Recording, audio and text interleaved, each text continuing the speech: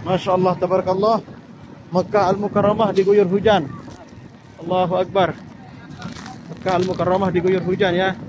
Pada hari ini, yaitu 27 April 2021, bertepatan dengan 15 Ramadan 1442 Hijriah. Ya, Mekah diguyur hujan. Allahu Akbar, bersama selendang kuning, kuda Mekah terbaik. Allahu Akbar, silahkan bagikan dan sharekan video ini. Mekah hujan, Allahu Akbar. Mekah hujan, Allahu Akbar. Allahu Akbar, Mekah hujan, Mekah hujan. Allahu Akbar, Mekah hujan. La ilaha illallah.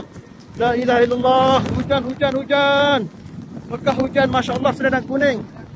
Bersama selendang kuning, pengabaran terbaru Mekah hujan. Allahu Akbar.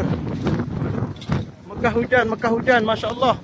Allahu Akbar. Jemput sahabat-sahabatku ya Allah. Di hujan yang lebat ini saya berdoa ya Allah, jemput sahabat-sahabat saya ya Allah. Allahumma salli ala sayyidina Muhammad. Allahumma salli ala sayyidina Muhammad. Allahumma salli ala sayyidina Muhammad. Allahumma salli ala sayyidina Muhammad. Allahumma salli ala sayyidina Muhammad. Selendang kuning bersama selendang kuning. Bismillahirrahmanirrahim. Assalamualaikum warahmatullahi wabarakatuh. Alhamdulillah wasyukurillah. Hujan es ya.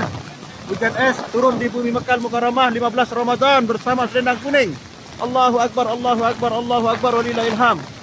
Hujan lebat, masyaallah. Assalamualaikum warahmatullahi wabarakatuh. Alhamdulillah wasyukurillah, di kota Mekah Al-Mukarramah pada hari ini 15 Ramadan 1442 Hijriah, yaitu hujan yang lebat. Saya baru selesai melaksanakan ibadah umrah di hari ini. Masya Allah, tabarakallah, luar biasa barakahnya. Mudah-mudahan doa-doa yang saya panjatkan diijabah oleh Allah Subhanahu wa taala. Amin ya Rabb. Pada hari ini Allah Subhanahu wa taala menurunkan hujan rahmat.